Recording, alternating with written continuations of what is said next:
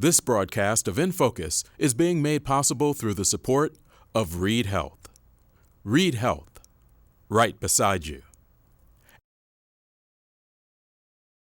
At Reed Health, we are prepared to safely deliver all essential medical care. Delaying treatment for a serious condition, like a heart attack, stroke, or appendicitis, may lead to a different outcome. Don't ignore symptoms: chest pain, rapid breathing, stroke symptoms, severe abdominal pain, worst headache of your life, confusion or not acting right.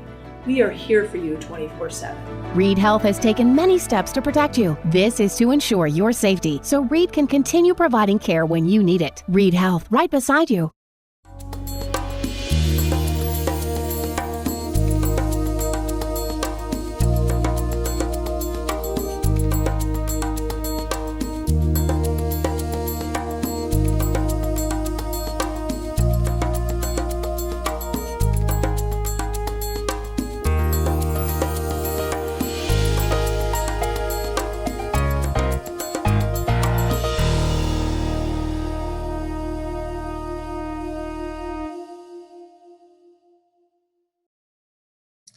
Hi, and thanks for joining me on this edition of In Focus on Whitewater Community Television's WGTV Channel 11. I'm Eric Marsh, Executive Director of Whitewater Community Television. Glad you're able to join us for this conversation to find out a little bit about conservation and recycling and WUR and SWCD, and there's a bunch of initials involved with this whole thing. It's amazing. I'm having a chance to speak with LuAnne Holeva. LuAnne, how are you? Fine, thank you. I've had a chance to speak with you throughout the years at various places. Most of the time I run into you at the fair. But I've also seen you at sanitary district meetings and other things. Let's start with you before we get into your work. For those people who may not know you, know your background, give us a little bit of you, who you are. Are you native to Wayne County, and what got you involved in what you're doing? I'm not native of Wayne County. I'm actually from Bend County in the northeast corner of the state. I grew up on Lake James, so I grew up out in the nature, in the woods, on the lakes. I was involved in Explorer Scouts at the state park, so I've always enjoyed natural resources, immersing myself in them. So that's what I went to school for. Got a forestry degree from Purdue, and I got an education degree from Ball State. And the ultimate job was to be a naturalist in a state park or a naturalist in a national park. But when I graduated, they had the hiring freezes on. So I've looked for other avenues to do the same thing, and I eventually landed here with Wayne County government. A naturalist. What would that entail when you say a naturalist? I grew up in and around Chicago. Yeah, we have our forest preserves, but we have a lot of concrete. We don't have as much of the great outdoors as there are here. So tell us what a naturalist would do for the kids that are watching. Study the outdoors, educate the public about what is out there. So do you know your trees? Like, you know your logos for shoes like Nike and Reebok. Can you identify your trees? That's what I help people do. Do you know what that bug is? Do you know what type of snake that is? Where do they live? If I see it, I'm running. So a naturalist tries to teach the public about what's out in the natural world. Okay, makes sense. The hats that you wear, or maybe it's a better way to say it, the people that you answer to, are many and varied. If anybody looked at the signature on your email, you know, it's a paragraph there. Talk a little bit about the entities that have come together to employ you, and is that something that you cobble together, or are these organizations that are kind of naturally matched together and they all said, we need one person, but we don't need a full-time person, so they kind of got together and put this together? That's really They are all related to water and natural resources, caring about the environment. So I work for Wayne County Soil and Water Conservation District, and I also work for the one in Union County. And I work for the Richmond Sanitary District, and I was hired on to specifically help with stormwater because our permit through the state, through IDEM, requires an educator to do some of the work that they need done. And I also work for the Solid Waste Management District in Wayne and Union County. And there we focus mostly on recycling, but I try to help people find proper disposal if they don't live within the city of Richmond. So it's all around encompassing, you know, we're talking about the soil and soil health. We're talking about the water and the quality of it, and what's happening on our environment. You know, the trash that's laying around that should be picked up, or things that should be reused or recycled.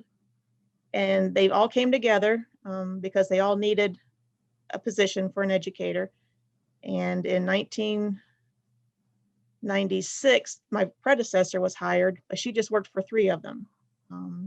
When the city had their MS4 permit come in, which is about stormwater, they needed an educator. So in 2002, when they hired me, they made this position full-time.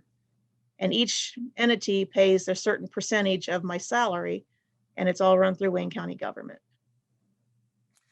Soil and water conservation districts. Talk to us about what that is and what you can tell us as far as why that is. Okay.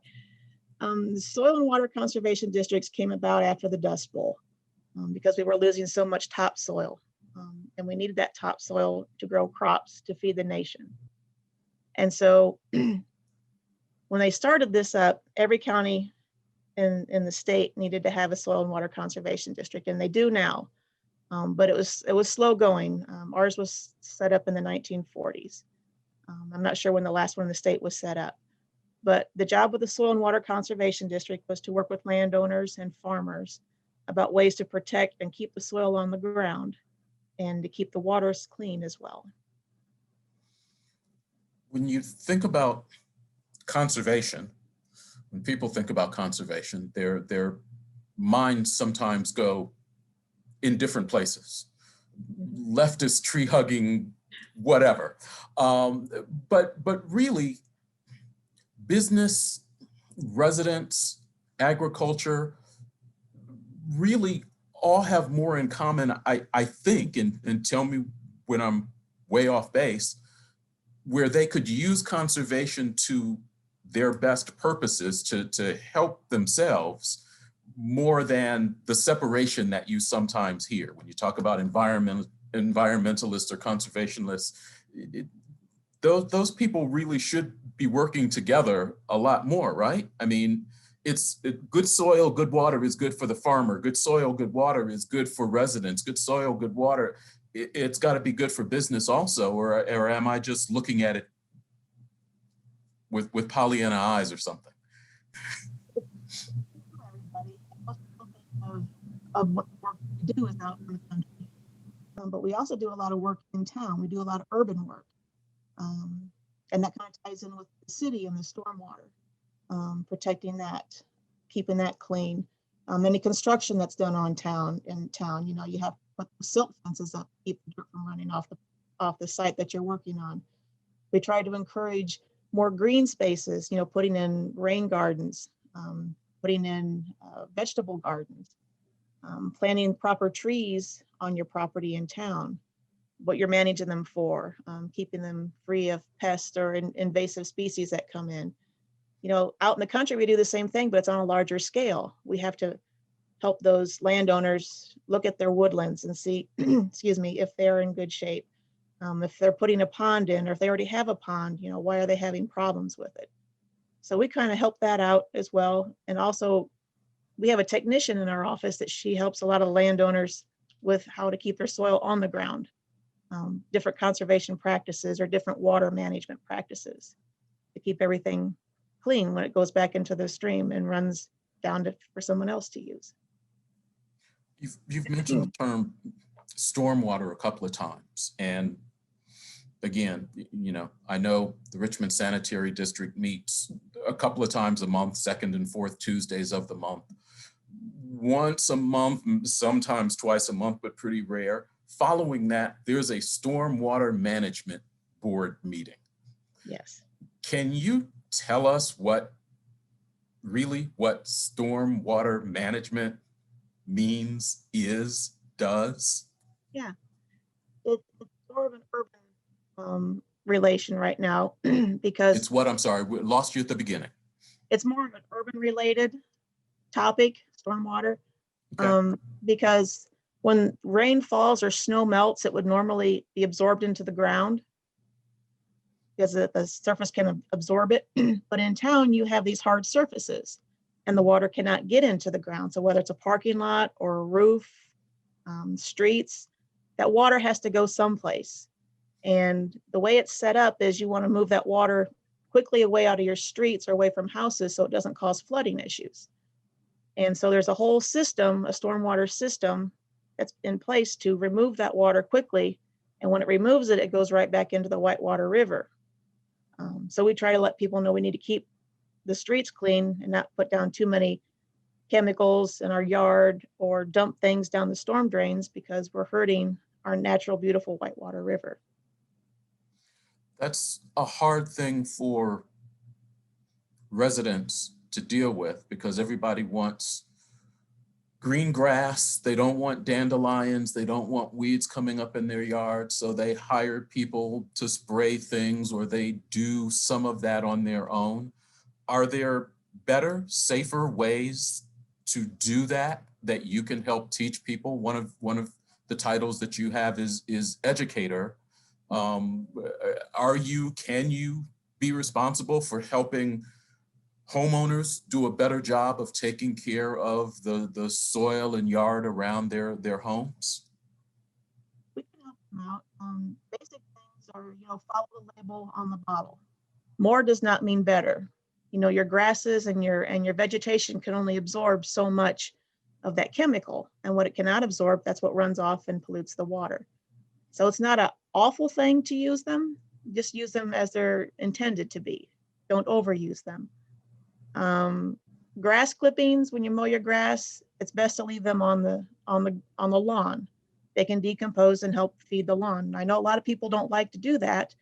If they want to collect their grass clippings, they can put them in a compost pile, and then they have that rich soil that'll be created and put that back in their flower beds.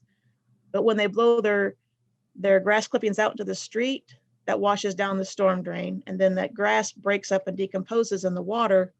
And when it does that, it takes the oxygen out of the water that those organisms need to survive. So there's just a lot of little things that people can do to improve their water quality of what's going down the storm drain, because they say just rain in the storm drain. You're watching In Focus on Whitewater Community Television's WGTV Channel 11. We're having a chance to speak with LuAnne Holeva, and I would read you all of her titles, but it would take probably the rest of the show to get through it all. So we'll bring it up on a lower third for you and let you know all the folks she's working for. Thanks for the time today, LuAnne. Education. Obviously, I'm asking some things that would help adults deal with some of their housing issues. I assume you don't really deal with, or do you deal with adults that much? Are you more school focused when you talk about education, and what does that look like in the various communities? What happens in Richmond Community Schools? Is that the same thing that happens in Union County or in Western Wayne County? What does education look like out of your office? For me, it's everybody. I do deal with the general public, mostly at the fair or at other events, providing information to people. We do post some information on our web pages and our Facebook page. But I do a lot of programming for elementary students. We have a big event coming up in November. It's called Conservation Days. And depending upon the school, either the third graders or fourth graders come and they learn about conservation and agriculture and safety. I deal with the high school kids as well. We have our Envirothon contest. We have a regional contest, and then those winners go on to the state contest, and then the state goes on to the National Conservation Foundation's Envirothon, which includes the US, Canada, and China right now. Wow. And I also have special requests from time to time, but I don't get a lot of them. Um, but I do get requests sometimes to do a talk on recycling or to help the school buildings with their recycling. I'm working right now with Union County Schools and Centerville High School with a grant that WR, the Solid Waste District, has gotten to help improve the recycling within those schools. So it's just, you never know what's going to come up, but I work for all ages and I educate all ages and do what I can. Conservation days. Mhm. What kind of things do you go over? And is it just you, or do you get help from community members in your presentations? Oh, I just put it down on paper. Everybody else makes it work. I have, I have Gotta like presenters, that, huh? yeah. I have presenters that come from the community and they talk about, what a combine is and how that works. They talk about their beef cattle and where they get hamburger from. Someone comes in and talks about a watershed. Someone talks about poultry. I have REMC that usually comes in and does an electrical demonstration. I have a wildlife rehabilitator that comes in. So I do a wide range of presentations for those kids. And it wouldn't be possible without all the volunteers making sure that all the classrooms get where they need to go and that all the goodie bags are put together and the buses are arriving on time and leaving on time. And I feed everybody lunch. So it's a big event. It takes a lot of time. I start preparing usually in December for the next year. Wow. But it's a lot of sponsors. It's a lot of people that provide materials for the kids or materials for the presentations. And it's a 2-day event because it takes me 2 days to get all the schools through. Anywhere from 800 to 1,000 kids. And I also have homeschooler groups that are coming now as well. So, and it's just to teach a lot of the kids about what's in our community that a lot of those kids aren't exposed to anymore. I mean, both of my grandparents and my great-grandparents had farms. And so I was aware of what agriculture was. And like I said, I grew up on a lake and in the woods, so I know what nature is. But a lot of these kids today don't understand that, and their food comes from the grocery store. They don't realize it comes from a farm and may have even come from a local farm.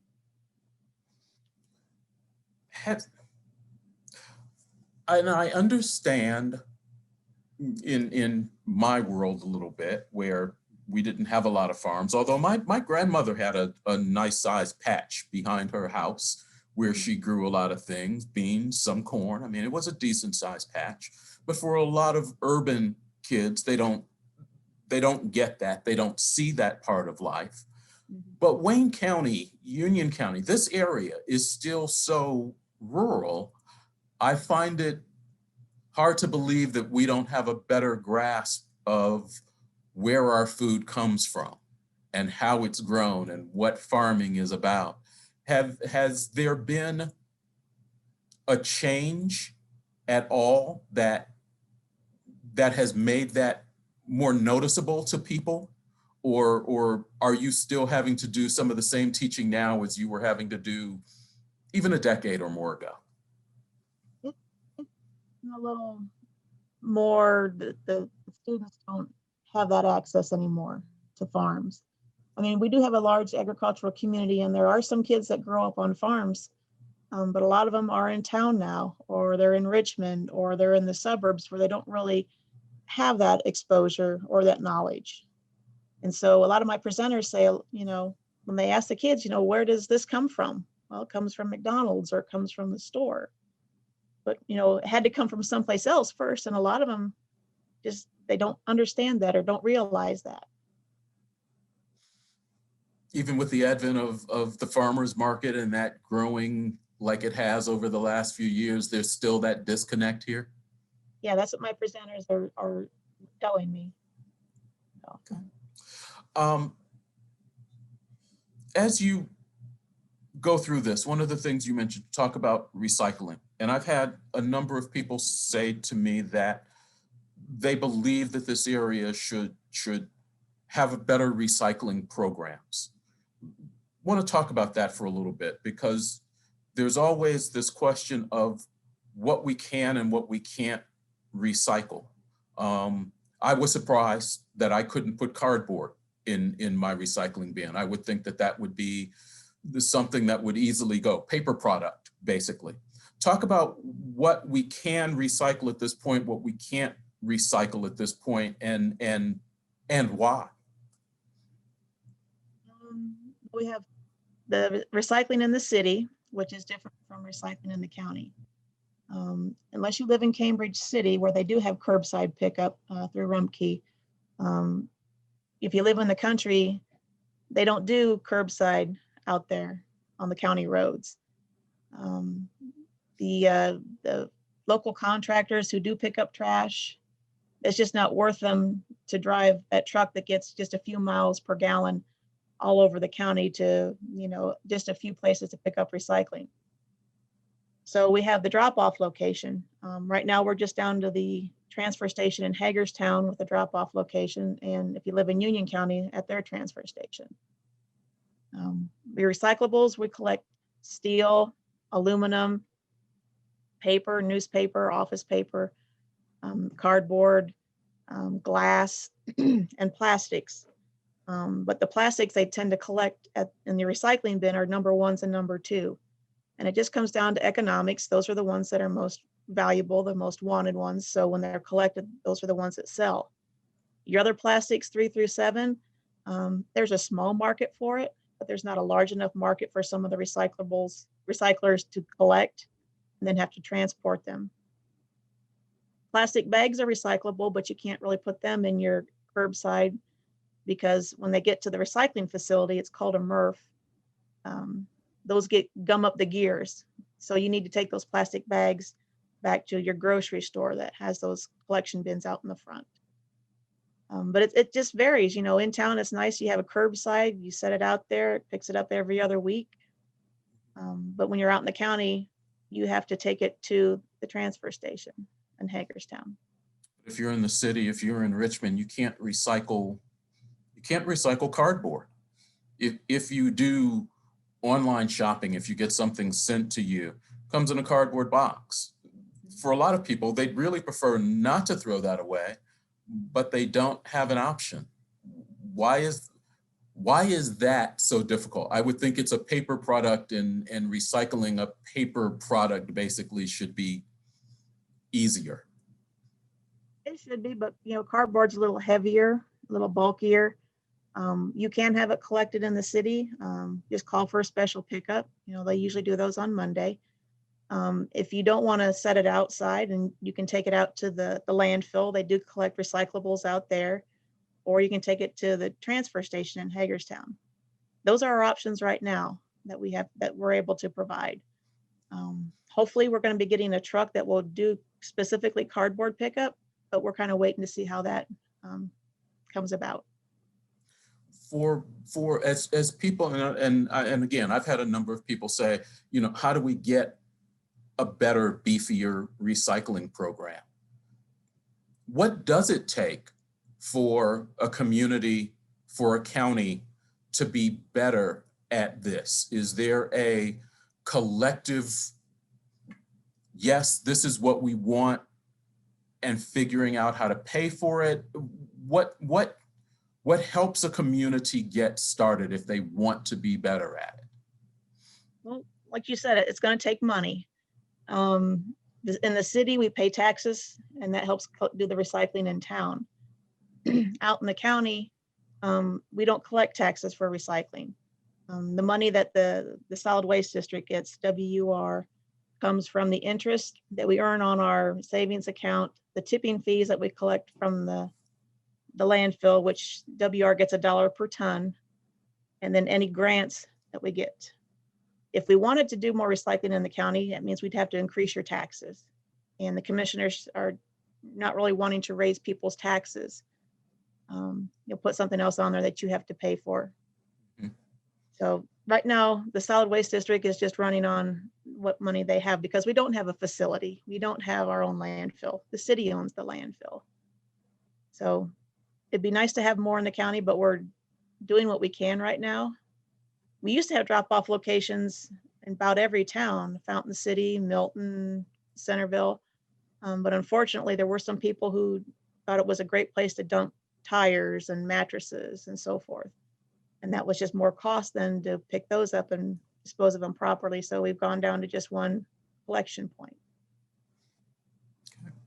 You're watching In Focus on Whitewater Community Television's WGTV Channel 11. We're having a chance to spend some time with LuAnne Holeva, who normally we don't get to talk to except around fair time. Didn't get to do that this year, so we're kind of coming at this a little late and gathering a lot of information about conservation, recycling, our environment, that type of thing.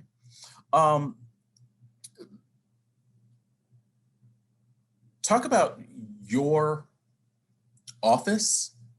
How many people work with you? What do they do? What are some of the jobs, or are you just a one-person band? You just handle it all? I don't handle it all. I'm located in the USDA Service Center. And this is where they house me. I mean, I still work for all 4 entities, but the Soil and Water Conservation District in Wayne County is located in that office. And where is that? It's on Round Barn Road, just south of the intersection with US 40. So if you go down Round Barn Road, you'll go past us on your way down to Rose Hamilton Elementary. Okay. And in our office, we have the Farm Service Agency, who deal with a lot of landowners and crops. We have the Natural Resource Conservation Service, and they also help with managing the natural resources in the area, your soil and your water and your wildlife and so forth. And we also have, right now we have our invasive species specialist for our part of the state. She's housed in our office. She covers 12 or 14 counties over here. Wow. And of course you have the soil and water employees, and then you've got me. So it varies from time to time. We have maybe 10 to 12 people in the office at a time. All doing different things, all kind of touching their own areas. Yeah, but the nice thing about the Soil and Water Office being located in the USDA office, our technician does a lot of work with the NRCS, the Natural Resource Conservation Service. So it's easier for all of us to work together being in the same building as opposed to just Soil and Water being located downtown in the annex or the courthouse. What's your relationship and how much do you work with entities like Cope Environmental Center, Hayes Arboretum? What's your relationship with them? How are they able to tap into what you do? How are you able to tap into what they have when it comes to educating not just youth, but adults on what we have around us and how we take better care of it? We're fortunate we have a good relationship with both of those entities. We have held field days and workshops at both places. If we have a forestry field day, the Arboretum's a great place. We've had a pond clinic over at Cope Environmental Center in the past. It's nice to use their facilities and tie them into what we're doing, as well as we will share what they're doing with the community. Are there internship opportunities with you, with your office? How are you able to use and help train young people who, like you said you wanted to be a naturalist? How do you help the young people in this community who want to go into that type of work? And are you able to use them much? We've been fortunate. We've been able to tap into a program through the state called Indiana Internet. And with that program, we're able to hire an undergraduate student in college who is studying any field, really, if they have an interest in what we're doing. So far, I've been able to hire 4, and the time that they can work varies. If they're a student here at IU East or Earlham, they're able to work anytime during the year. If they're at Ball State or other places, usually it's just the summertime when they're home from school. But it is a paid position. It is set up that, my entities will pay 50% of the salary, and then the state will pay 50% of the salary. So that allows us to have somebody come in there, excuse me, during the summer. They can work 20 hours or so, and in the fall they can work 10 or 12 to 20 hours. And it's just helping out in the office. I've sent my interns out to do stream monitoring with other people in the office. They've gone and done some surveying. They've been to the sanitary district and help out down there.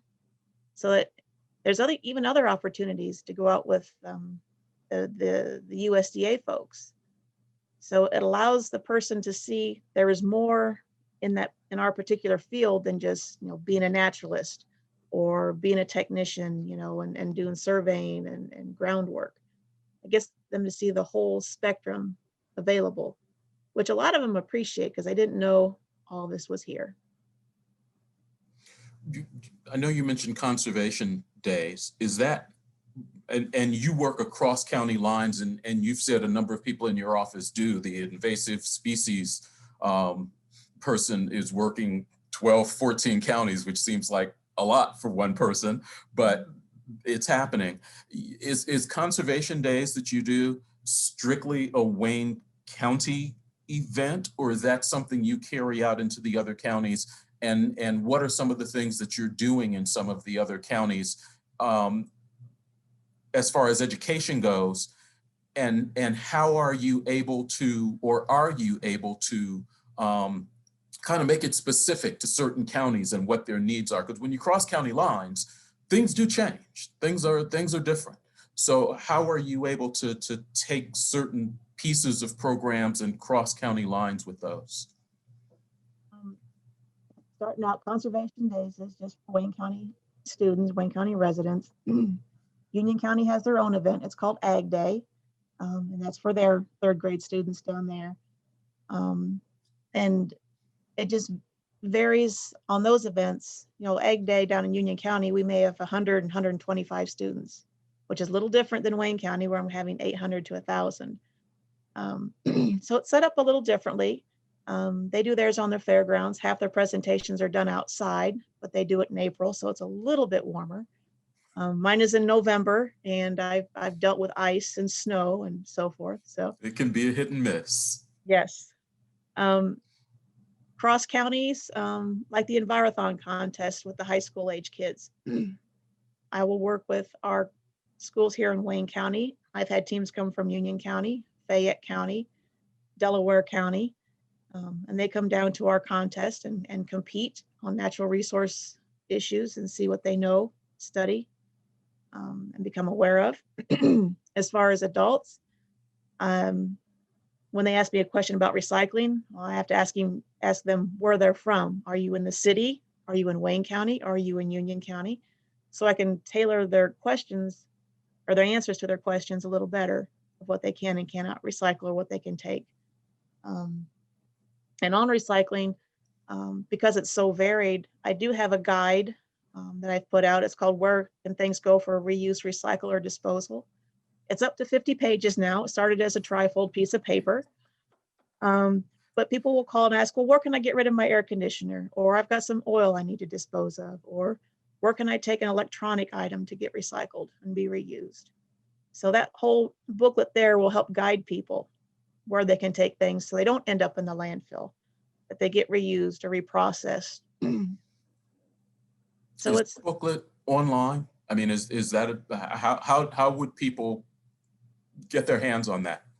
I know for a number of years there was electronic recycling, started at what was Rosa's, moved out to IU East. It was a once a month type of situation, but that's not going on now. So if people have electronics and other things like that, how do they find out where they can still get rid of some of those things? But the people at IU East were saying that Best Buy does a lot of the same collection that they used to do. There are small computer companies in town that will take different parts of computers. You can check at Goodwill. They have a larger electronic recycling program in the central part of the state, so you may be able to take some things there as well. But things are changing all the time, so I always tell people to call ahead and find out for sure. Somebody wants to reach out to you specifically, what website or whatever do they use? How do they find out information? Well, probably the best thing to do is either call me or email me. But we do have a web page for Soil and Waters in the Solid Waste District. We have a Facebook page for Soil and Water and for the Sanitary District. And in Union County, same thing. There's a web page and a Facebook page. And I've given you all that information. I couldn't tell you what it is, word letter for letter all the way across. We'll get it all at the bottom of the screen. At least some of it will. But if they're looking for that guide, that 50-page guide, it is online at www.waste-not.org. And then waste-not.org. Yes. Okay, cool. You're watching In Focus on Whitewater Community Television's WGTV Channel 11. We're spending some time with LuAnne Holeva. Talk about your job. I mean, we've talked about some of your job, but I know we haven't mentioned a fundraiser that I think you helped put together. Really, I think it's spring and fall. Is that correct? Where you're selling seeds, plants, things of that nature? Talk a little bit about some of that for us. The Lincoln County Soil and Water District holds a fundraiser in the spring. Usually it's every other spring, where we sell native wildflowers and grasses. And then we also have a gentleman up in northern Ohio that makes bird feeders and bird houses out of kiln dried cedar. And we sell native plants at these things to help encourage people to plant the natives and keep them around. And they're also perennials, so they'll come back year after year as long as you take care of them.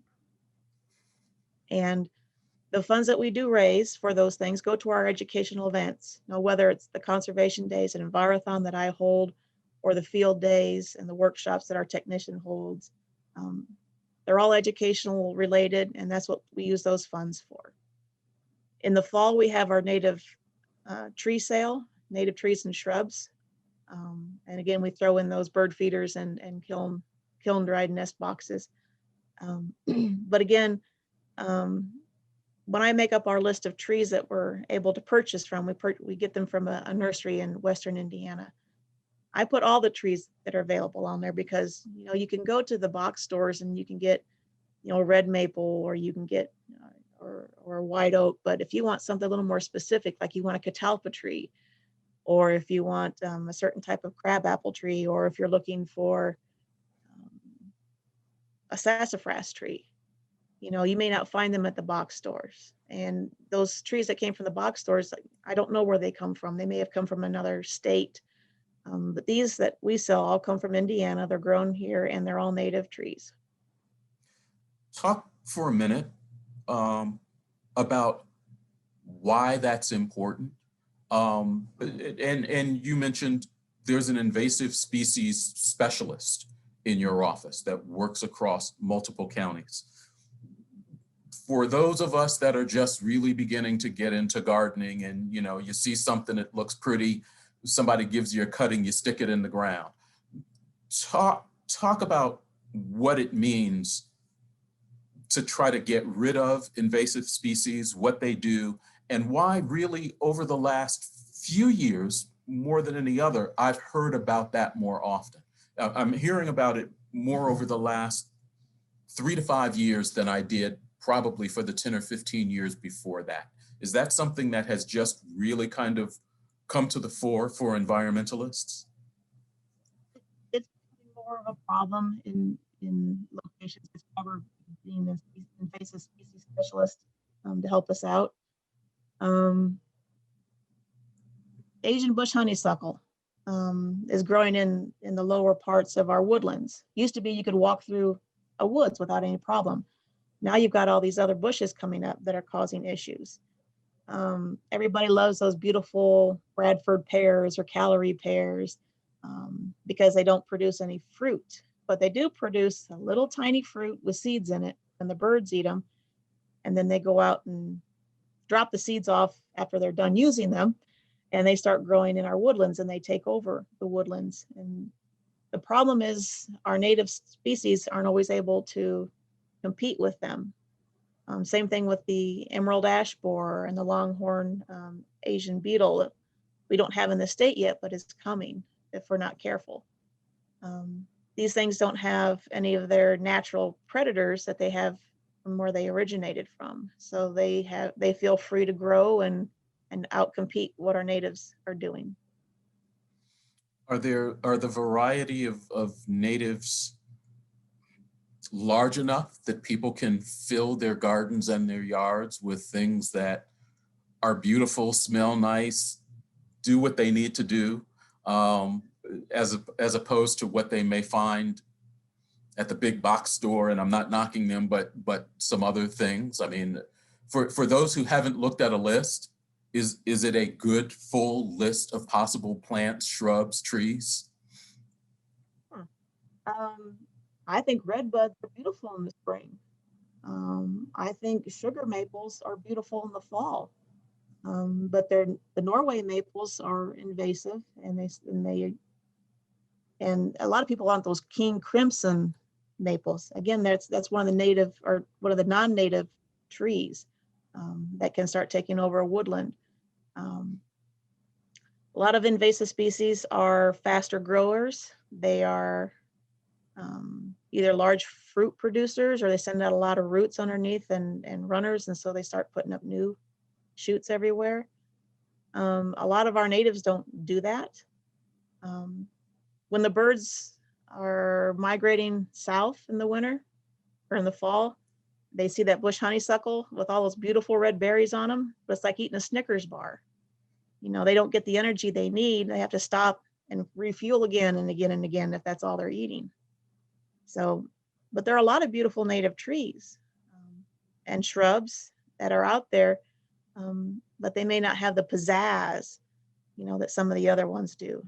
Like, people love their burning bushes because they turn so beautifully red in the fall. Yeah. But they get little seeds on them, and the birds eat them, and the birds, after using them, they drop them in the woodlands, and they start growing in the woodlands, and they take over for those native species. So that's what we're trying to do, is to educate people, what is native, what is not native, and if it's an invasive species, how to deal with that.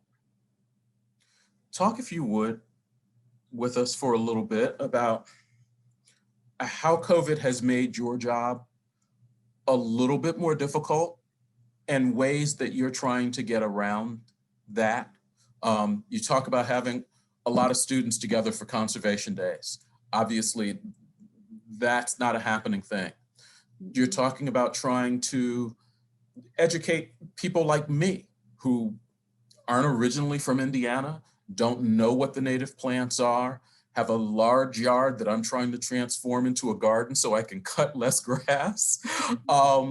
How are you and the people in your office able to continue that education, that outreach? And how is it possible for you to do more of it? Is it possible for there to be more trainings? I know you're only one person, but have you thought about how that education piece can continue to grow, and what kind of help you need in order to be able to accomplish that? Well, right now, because of COVID, as you mentioned, we can't have all the kids on the fairgrounds. So I'm working with Whitewater Community Television to record our presenters and make those available to teachers to show in their classroom. But by the same token, even though they're not in person learning, about what a combine does and seeing that huge combine when they walk into the building, they do get to learn a little bit more. And we are still putting together the goodie bags that the kids would get.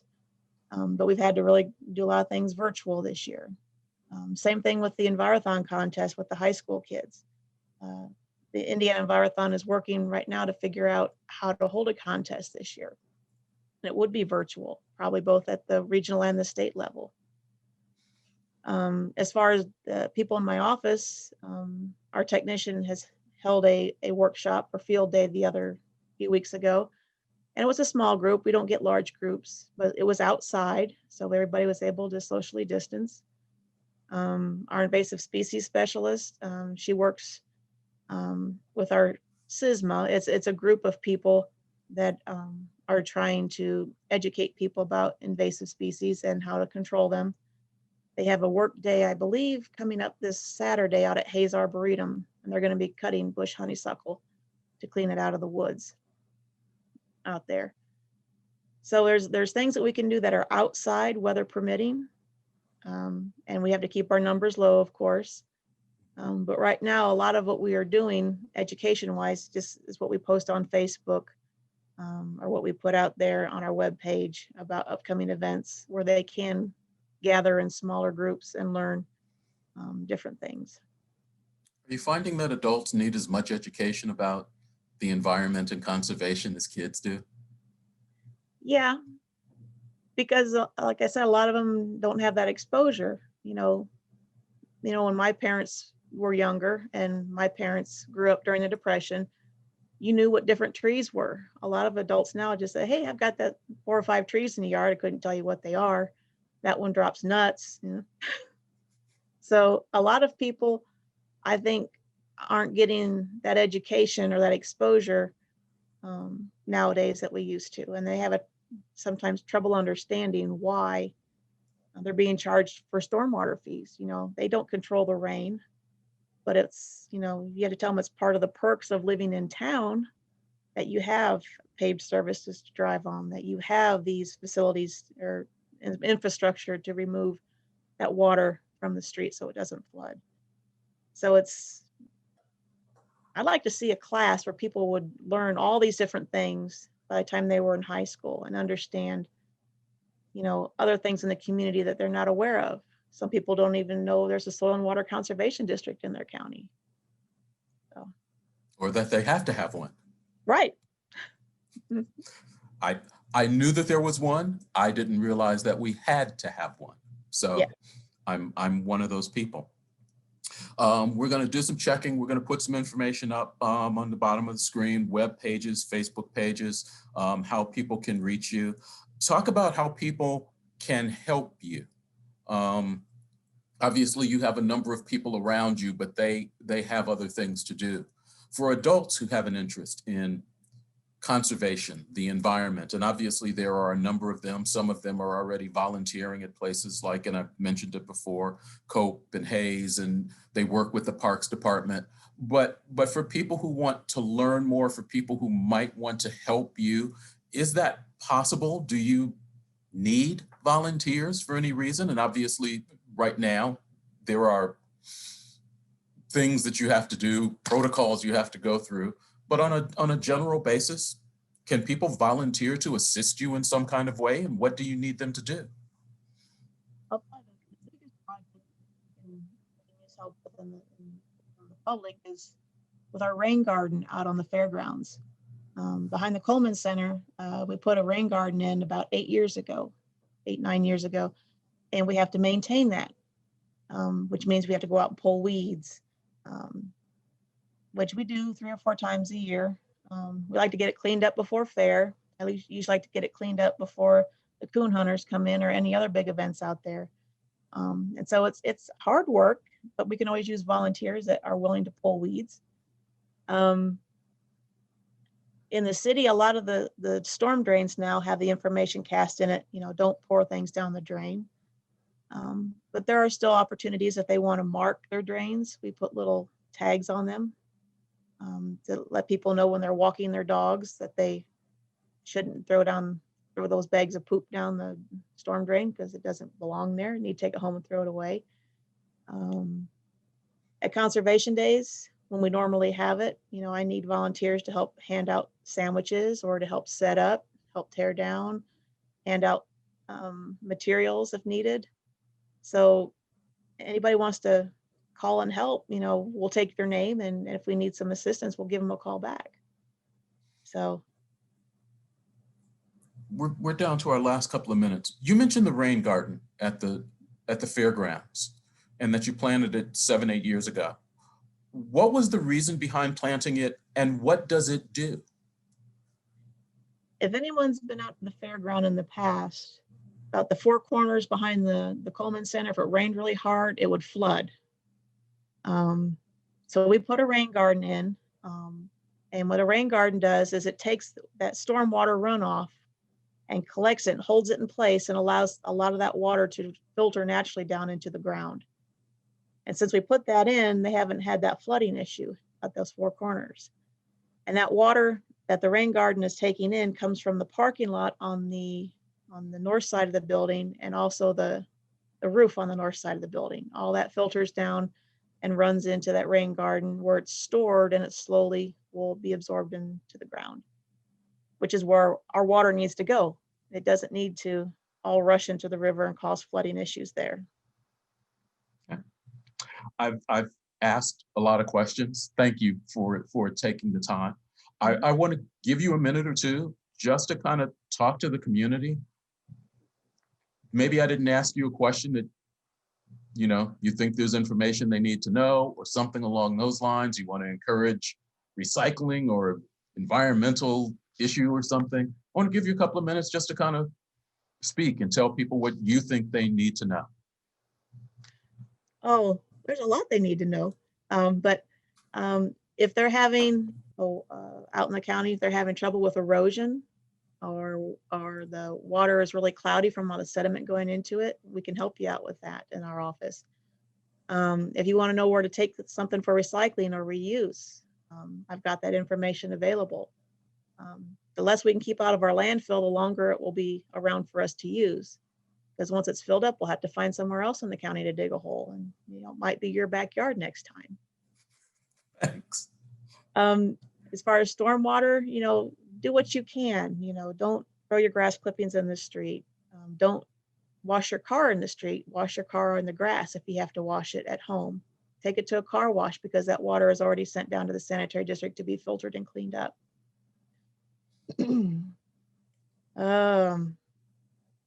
Enjoy what we have. I mean, we have a beautiful Whitewater River. We have the gorge that you can go down and look at the old fossils and so forth. We need to take care of that so it's here for more generations to come. We don't want to use everything up right away. You know, we need to recycle it. We need to reuse it. We need to find more purposes for those things that we're trying to get rid of. We need to take care of it. You know, there's more of us coming every day. And the earth is only going to be able to hold so much, and there's a finite number of resources that we have available. So not everything is renewable. We can't plant more trees. We can plant more trees, I should say, but we can't necessarily plant more aluminum cans. We can't plant more, you know, steel cans and things like that. There's a limit to some of those resources. So we need to take care of it, know what we have. You know, maybe someday we'll have to mine our landfills to get those materials back, which is kind of dangerous because they produce methane. But maybe in the future, there'll be a way to take care of that. But when we throw it away in a landfill, you know, it's locked up. We can't get to it. Okay. Just be responsible and think about what you're doing with that. So another way to kind of help keep our community clean, as it were. Mm-hmm. LuAnne, Holeva, thank you. I really do appreciate the time. I appreciate the education and the knowledge, the resource that you're willing to provide. We will continue to check in with you, figure out how we can help you, figure out how we can help you educate us so that we can do better as a community. We thank you for what it is that you and your coworkers are doing. Appreciate it. Thanks for watching this week's In Focus on Whitewater Community Television's WGTV Channel 11. A few things we want to remind you about. First of all, if you are in need of a COVID test, whether you feel like you just need one because you think you've been close to someone, or if you're having symptoms, there are a couple of different places where you can do that in the community. The old Elder Bierman site in downtown Richmond, 601 East Main Street, is one of those locations. You can do that Monday through Friday from 8 a.m. to 6 p.m. That site is actually being run by the Wayne County Health Department. You can just walk in, but if you can register ahead of time, that would be a much more positive way to do it. You can see there on the screen, scheduling.coronavirus.in.gov. COVID testing is also available in Cambridge City, Indiana, 138 West Main Street in Cambridge City. That's Monday through Friday from 8 a.m. to 8 p.m. That site is being run by OptumServe, who used to be the folks that were running the COVID testing site at the Elder Bierman building. LHI.care/COVID testing if you want to register for that. And if you just want to find out what's happening in the community in relation relationship to the pandemic, COVID, what we know from week to week. You can watch Ask the Doctors on Whitewater Community Television's WGTV Channel 11. That is a live interactive conversation with Dr. Thomas Huth, Vice President of Medical Affairs at Reed Health, and Dr. David Jetmore, Wayne County Health Officer. That show airs Fridays at 2 p.m. again on WGTV Channel 11. It's also streamed live on our Facebook page. If you have questions for the doctors, you can send those ahead of time to wctv@iue.edu. If you just think of something during the show, you can put it on our Twitter site at WCTV Info, or you can put your question on our Facebook page. We get to as many questions every week as we possibly can. The 2020 Whitewater Valley Art Competition is available to be seen iue.edu/gallery/competition/2020. The exhibit includes 76 pieces from 59 artists across Indiana, Illinois, Kentucky, Ohio, and Michigan. To find out everything that's going on at the IU East Art Gallery, iue.edu/gallery. One of the things that you can take advantage of through Morrison Reeves Library, if you have a library card, are documentaries on demand from Curiosity Stream. If you don't have a library card, call a library, 966-8291, or visit mrlinfo.org if you need some assistance. Alzheimer's Association of Greater Indiana is having support groups and caregiver support groups and education programs online and by phone. alz.org/Indiana/helping_you if you need some information on that. If food is what you're looking for or in need of in your home, the RHS Food Pantry drive-through continued Thursday mornings from 8:30 a.m. to 2:30 p.m. at the Richmond High School, door number 55. They ask that you please stay in your vehicle and please wear a mask. The Martha Dwyer Community Center has a diaper giveaway every third Thursday from 10 a.m. to noon and from 4 p.m. to 6 p.m. That diaper giveaway again at the Dwyer Community Center at 1417 North A Street in Richmond. And the Winters Farmers Market continues in its new location, the Stargenet Historic Site, 201 South 1st Street in Richmond. That's from 10 a.m. to 1 p.m. every Saturday.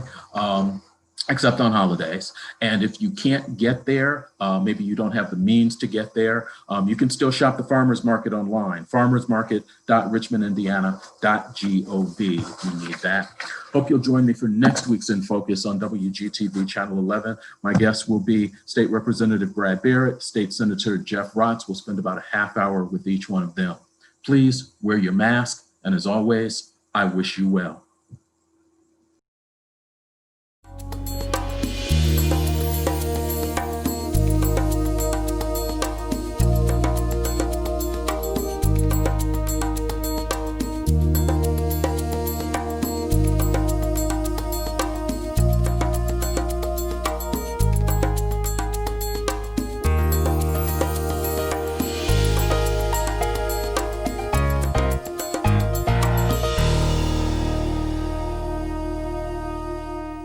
This broadcast of In Focus is being made possible through the support of Reed Health. Reed Health, right beside you.